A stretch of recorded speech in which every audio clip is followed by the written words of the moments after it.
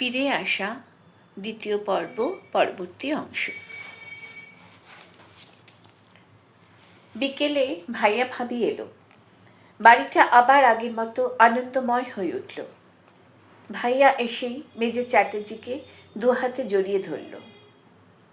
পলকের জন্য ভাইয়ার চোখ দুটো ছলছল করে উঠল। ভাইয়া আর মেজর চ্যাটার্জির সম্পর্কটা একদম বন্ধুর মতো। ভাইয়া মেজরের থেকে মাত্র 2 বছরের বড়। ভাবি আমার 2 হাত ধরে নীরবে আশ্বাস দিল যে সব ঠিক হয়ে যাবে। মেজর হুইল চেয়ারে বসা, তাকে ঘিরেই সবাই আমাদের বেডরুমেই বসল। আমার শ্বশুর মশাই এবং শাশুড়ি মাও এলেন। সবাই কথা বলছে, গল্প করছে। আমি খেয়াল করছি মেজর বারবার কিছু চিন্তা করছে, বারবার অন্যমনস্ক হয়ে পড়ছে। তার অব্যক্ত যন্ত্রণা আমি হৃদয় দিয়ে অনুভব করতে পারছি। হাসি খুশি প্রাণবন্ত মানুষটার হাসিটা যেন কেউ চুরি করে নিয়েছে।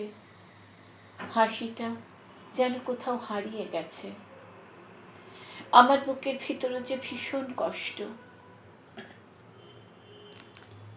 আজ আমাদের বাড়িতে অনেক অতিথি এসেছেন। আমাদের আত্মীয় স্বজন, বন্ধু বান্ধব। মেজরের ফিরে আসার আনন্দে একটা পার্টি বা গেট টুগেদারের আয়োজন করা হয়েছে। অতিথিরা সবাই আমাদের ড্রয়িং রুমেই বসেছেন। মেজর চ্যাটার্জি হুইল চেয়ারে সবার সাথে বসে আছে। 4 জন ড্রেস পরা আর্দালি সবাইকে ড্রিঙ্কস এবং স্ন্যাক্স পরিবেশন করছে। আমি আমার জায়ের সঙ্গে রুমের এদিকটায় বসে আছি। হাসি, গান, গল্পে পরিবেশটা আনন্দ মুখর হয়ে উঠেছে। আমি রুমের ওদিকে হুইল চেয়ারে বসা মানুষটাকে দেখে যাচ্ছি। সবার সঙ্গে কথা বলছে, কিন্তু কথা বলতে বলতে হঠাৎ অন্যমনস্ক হয়ে পড়ছে। কিছু চিন্তা করছে, বারবার কোথায় যেন হারিয়ে যাচ্ছে। আমার ভাসুর হঠাৎ বললেন, Gitanjali, will you please sing a song for all of us? অতিথিরা সবাই হৈ হৈ করে উঠল। আমার আজ গান গাইতে ইচ্ছে করছে না। দেখলাম মেজর আমার দিকেই তাকিয়ে আছে। অভিব্যক্তিহীন শূন্য সে দৃষ্টি। আমি গান শুরু করলাম। তুই ফেলে এসেছিস কারে মন মুদ্রে আমার, তাই জনম গেল শান্তি পেলি না রে মন মুদ্রে আমার। গান গাওয়ার সময় আমার কিছু মনে থাকে না। আমার আবেগ, আমার অনুভূতিগুলো গানের সঙ্গে মিলেমিশে এক হয়ে যায়। গান শেষ হলো, আমি আমার চোখের জল লুকালাম। অতিথিরা দারুণ প্রশংসা করল। তার দিকে তাকালাম। গভীর 2 চোখ আমার মুখের উপর। অসহায় সেই 2 চোখের নিদারুণ যন্ত্রণা আমার হৃদয়ের ভালোবাসার উত্তাল ঢেউগুলোর সঙ্গে আছড়ে এসে পড়ল আমার বুকে। আজ সকালে একজন আর্দালির সাহায্যে ভাইয়া মেজর চ্যাটার্জিকে হুইল চেয়ারে করে নিচে নামিয়ে নিয়ে এলো। আমরা সবাই ড্রয়িং রুমে একসঙ্গে ব্রেকফাস্ট করলাম। ব্রেকফাস্টের পর সবাই বাইরের লনে এসে বসলাম। শীতের মিষ্টি রোদ্দুর এসে লুটিয়ে পড়েছে ফুল গাছগুলোর উপর। চারিদিকে নানা রঙের ফুল ফুটে রয়েছে। কি সুন্দরী না দেখাচ্ছে। আমরা লনে রাখা বেতের সোফা এবং দোলনাটায় বসলাম। আজ মেজরকে একটু খুশি খুশি দেখাচ্ছে। আমার দারুণ ভালো লাগলো। আর্দালি কফি নিয়ে এলো। আমি সবাইকে কফির কাপ এগিয়ে দিচ্ছি। আমার ভাসুর একটা প্রস্তাব রাখলেন। আজ লাঞ্চের পর আমরা সবাই বেরোবো, সিনেমা দেখব, তারপর লং ড্রাইভে যাব, ডিনার করে বাড়ি ফিরব। শ্বশুরমশাই এবং শাশুড়ি মা বললেন, তোমরা 4 জনে ঘুরে এসো। ভাইয়া মেজে চ্যাটার্জির দিকে তাকিয়ে বললেন, বিক্রম, রাজি তো? আমি মেজরের দিকে কফির কাপটা এগিয়ে দিলাম। আমার হাতের উপর দিয়ে কাপটা আলতো করে ধরল। তার ছোঁয়া লাগলো আমার গায়ে। আমার কি যে ভালো লাগলো। ভাইয়ার দিকে তাকিয়ে বলল, যেতে পারি, বাট অন ওয়ান কন্ডিশন। ঠোঁটের কোণে হাসি, সেই আগের মতো। আমার প্রাণটা জুড়িয়ে গেল। আমরা সবাই তার দিকে চেয়ে আছি। ভাইয়া অবাক হয়ে জিজ্ঞেস করল, কি? তার হাসি মাখা 2 চোখ এবার আমার মুখের উপর। আমিও হাসি মুখে চেয়ে আছি তার দিকে। যেতে পারি যদি গীতাঞ্জলি এখন আমাদের একটা গান শোনায়, তাহলে। মেজরের কথায় সবাই হেসে উঠল। আমিও হেসে ফেললাম। সে আমার গান শুনতে চেয়েছে। আজ বুঝি আমার খুশির কোনো ঠিকানা নেই। স্মিত হেসে বুকের ভিতর দারুণ ভালো লাগার আবেগ নিয়ে গান শুরু করলাম। নয়ন ওরে খুঁজে বেড়ায়, পায় না ঠিকানা, হায় রে ওরে যায় না কি জানা। গান শেষ করে তাকালাম। তার মুগ্ধ 2 চোখ আমার মুখের উপর।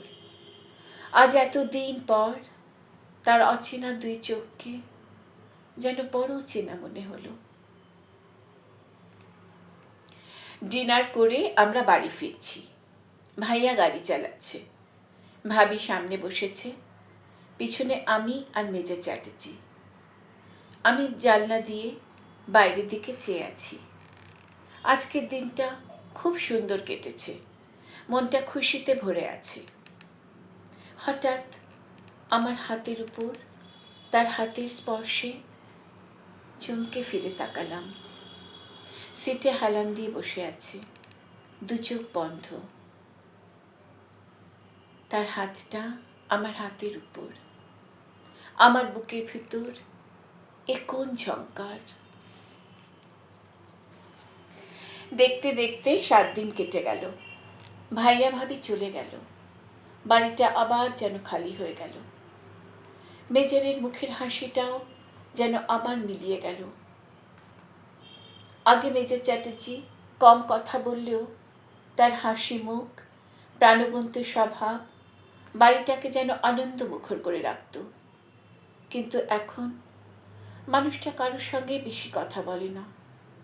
চুপচাপ নিজের বেডরুমে বা বারান্দায় বসে থাকে, সবসময় কিছু চিন্তা করে। আমি জানি সে খুব কষ্ট পাচ্ছে। নিজের জীবনের একটা অত্যন্ত গুরুত্বপূর্ণ ঘটনা তার জীবন থেকে মুছে গেছে। সে তার নিজের স্ত্রীকে চিনতে পারছে না, মনে করতে পারছে না। এরকম একটা অদ্ভুত ঘটনাকে মেনে নেওয়া যায় না। তার যন্ত্রণা, তার কষ্ট আমি বুঝতে পারি। আর আমার বুকের কষ্ট ব্যাখ্যা করার মতো ভাষা নেই আমার। ইতিমধ্যে একটা সেকেন্ড ওপিনিয়ন নেওয়ার জন্য মেজর চ্যাটার্জিকে দিল্লির এইমসেও দেখানো হয়েছে। ওখানের ডাক্তাররাও একই কথা বলেছেন, amnesia, short time memory loss. গতকাল আমার মা বাবা এসেছিলেন। আমার শাশুড়ি মা মেজরকে পরিচয় করিয়ে দিলেন।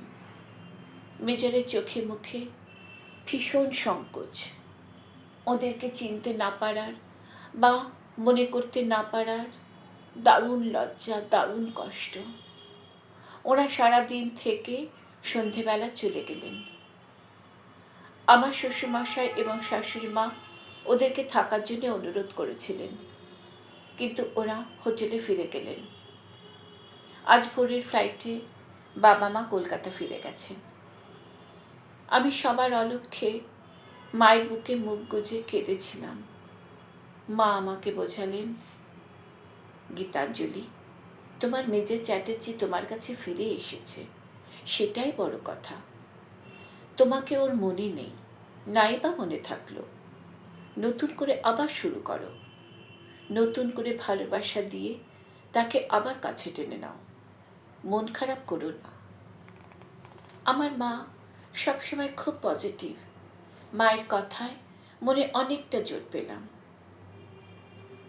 মনে মনে ঠিক করলাম, হ্যাঁ, নতুন করে শুরু করব, আবার তাকে নতুন করে ভালোবাসবো। আমি আর মেজর চ্যাটার্জি আমাদের ঘরে একসঙ্গে লাঞ্চ করছি।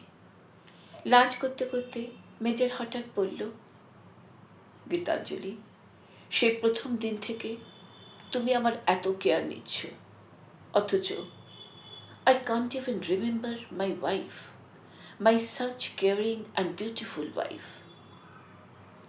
আমি চুপ করে চেয়ে আছি তার দিকে। তার দু চোখের ব্যথা আমাকে ছুঁয়ে আছে। কেয়ারিং অ্যান্ড বিউটিফুল ওয়াইফ কথাটা আমার হৃদয়কে স্পর্শ করল। আমার মন প্রাণ ভালো লাগায় ভরে গেল। আমি তার দু চোখে চোখ রেখে নীরবে আশ্বাস দিলাম, সব ঠিক হয়ে যাবে। নিজের মনকে জিজ্ঞেস করলাম, সব ঠিক হয়ে যাবে তো? রাতে ডিনারের পর মেজর চ্যাটার্জিকে তার ওষুধগুলো দিয়ে দিলাম। ওষুধ খাওয়ার পর মেজর বিছানায় পিছনের গদিতে হেলান দিয়ে আধশোয়া হয়ে বসল। আমি ঘরের লাইটগুলো অফ করে দিলাম, শুধু নাইট ল্যাম্পটা জ্বলছে। মেজর মিউজিক ছাড়া ঘুমোতে পারে না। আমি মিউজিক সিস্টেমটা অন করতে যাচ্ছি, মেজর আমার দিকে তাকিয়ে মাথা নেড়ে না করল। আমি একটু অবাক হলাম, আজ গান শুনবে না, মিউজিক শুনবে না? নিচে নেমে এলাম শ্বশুরমশাই এবং শাশুড়ি মাকে গুড নাইট জানানোর জন্য। ওদেরকে শুভরাত্রি জানিয়ে টমকে একটু আদর করে আবার উপরে চলে এলাম। দরজা খুলে ঘরে ঢুকতেই শুনলাম আমার গান বাজছে। ওগো দুঃখ জাগানিয়া তোমায় গান শোনাবো, ওগো ঘুম ভাঙানিয়া তোমায় গান শোনাবো। দেখলাম সে চোখ বন্ধ করে মোবাইলে আমার গান শুনছে। আমার কি যে ভালো লাগলো। কিছুক্ষণ চুপ করে দাঁড়িয়ে রইলাম। মনে পড়ে গেল আমার জন্মদিনের সেই রাতটার কথা। ঠিক রাত 12টায় মানুষটা আমাকে উইশ করেছিল। তারপর প্রায় সারা রাত আমরা দুজনে গল্প করেছিলাম। মেজর নিজের হাতে আমাকে কফি বানিয়ে এনে খাইয়েছিল। আমার কাছে গান শুনতে চেয়েছিল। আমি এই গানটাই গেয়েছিলাম। সে আমার গানটা মোবাইলে রেকর্ড করে নিয়েছিল।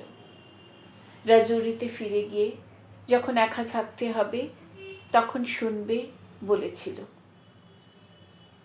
আর আজ সে যে আমাকে চিনতেই পারছে না। নিজের অজান্তেই দু চোখ আমার আবার জলে ভরে গেল। নিজেকে সামলে নিয়ে পায়ে পায়ে বিছানার দিকে এগিয়ে গেলাম, বসলাম। সে চোখ মেলে তাকালো আমার দিকে।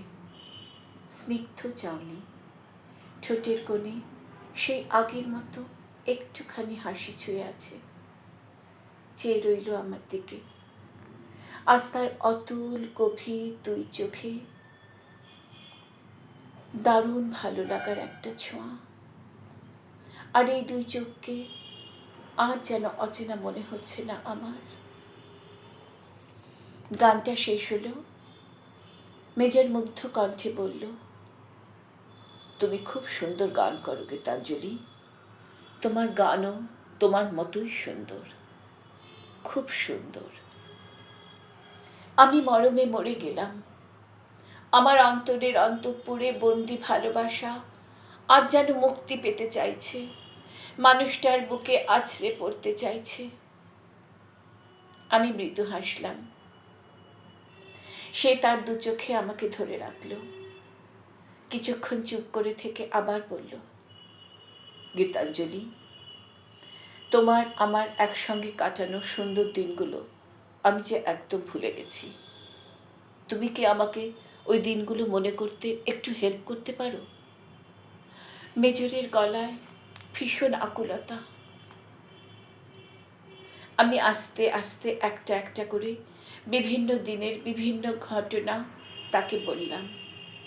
বিয়ের পর আমাদের প্রথম একসঙ্গে আগ্রা যাওয়া, পূর্ণিমার চাঁদের আলোয় তাজমহল দেখা, হানিমুনে মুসৌরি বেড়াতে যাওয়া, মুসৌরিতে আমি পড়ে গিয়ে ব্যথা পেয়েছিলাম, মেজর চ্যাটার্জি কীভাবে আমাকে কোলে তুলে পাহাড় বেয়ে নেমে এসেছিল, হোটেল গ্র্যান্ডে আমি আর মেজর আমার বার্থডে সেলিব্রেট করেছিলাম, মেজর আমাকে টমকে গিফট করেছিল। আমি সব বললাম। মন দিয়ে শুনছে, মাঝে মাঝে দু চোখ বন্ধ করে মনে করার চেষ্টা করছে, মনে করতে পারছে না। দু চোখে ভীষণ অস্থিরতা। দু চোখ বন্ধ করে অস্থিরভাবে বলল, ঘটনাগুলো আমার চোখের ভিতর অস্পষ্টভাবে ফ্ল্যাশ হয়ে মিলিয়ে যাচ্ছে, আমি যে ধরে রাখতে পারছি না। ডান হাত দিয়ে মাথাটা চেপে ধরল। আমি চুপ হয়ে গেলাম। সে কষ্ট পাচ্ছে, বুঝতে পারছি। ডাক্তার বেশি স্ট্রেস নিতে বারণ করেছে, স্ট্রেস নিলেই তার মাথায় যন্ত্রণা হয়। বালিশটা ঠিক করে দিলাম, শুয়ে পড়ল। আমি তার মাথায় হাত রাখলাম, আস্তে আস্তে হাত বুলিয়ে দিলাম। সে চোখ মেলে তাকালো আমার দিকে, আমার অন্য হাতের উপর তার হাতটা রাখলো, বলল, আমি যে কিছু মনে করতে পারছি না গীতাঞ্জলি, আমি যে কিছু মনে করতে পারছি না। দু চোখ বন্ধ করলো। তার স্পর্শটুকু, তার হাতের স্পর্শটুকু আমি হৃদয় দিয়ে উপভোগ করলাম। আমি তার মাথায় হাত বুলিয়ে দিলাম, চেয়ে আছি তার মুখের দিকে। তার মাথার ক্ষত এখনো শুকায়নি, কপাল জুড়ে ব্যান্ডেজ, ডান কাঁধে, বাঁ হাতে, ডান পায়ে ব্যান্ডেজ। ডান পায়ে 3টে গুলি লেগেছিল, ক্ষত শুকায়নি। নার্স এসে রেগুলার ড্রেসিং করে দিয়ে যায়। ড্রেসিং করার সময় তাকিয়ে থাকি, কপালে, ডান কাঁধে, হাতে, পায়ে গভীর ক্ষত। কেউ যেন কোনো ধারালো অস্ত্র দিয়ে ফুটো করে দিয়েছে। দেখলে বুকের ভিতর অদ্ভুত একটা কষ্ট হয়, শিহরণ হয়, ভয় লাগে। Defence officer major Bikramjit Chatterjee, শক্ত সামর্থ্য জীবনশক্তিতে ভরপুর প্রাণবন্ত একটি পুরুষ। আজ তাকে এভাবে কষ্ট পেতে দেখে বুকটা আমার ফেটে যাচ্ছে। আমি জানি শারীরিক যন্ত্রণার জন্য সে কষ্ট পাচ্ছে না, মানসিক যন্ত্রণা তাকে কষ্ট দিচ্ছে। সে তার স্ত্রীকে মনে করতে পারছে না, জীবনের সুন্দর মুহূর্তগুলোকে সে হারিয়ে ফেলেছে। এটা সে কিছুতেই মেনে নিতে পারছে না। এটা যে মেনে নেওয়া যায় না। অনেক রাত হয়ে গেছে, বোধহয় সে ঘুমিয়ে পড়েছে। আমি তার মাথায় হাত বুলিয়ে দিচ্ছি। খুব ইচ্ছে করছে আদরে সোহাগে তার সব কষ্ট, সব যন্ত্রণা ভুলিয়ে দিতে। খুব ইচ্ছে করছে ওই প্রশস্ত বুকে মাথা রেখে একটু ঘুমোতে। শুয়ে পড়লাম। সে তার ডান হাত দিয়ে আমার বাঁ হাতটা ধরে আছে। আমি তার হাতটা সরালাম না, সমস্ত মন প্রাণ হৃদয় দিয়ে তার স্পর্শটাকে আগলে রাখলাম। দু চোখ বন্ধ করলাম, দু চোখ বেয়ে জল গড়িয়ে পড়ল। এই অশ্রু আমার সুখের না আমার দুঃখের আমি জানি না। আবার অন্যদিন।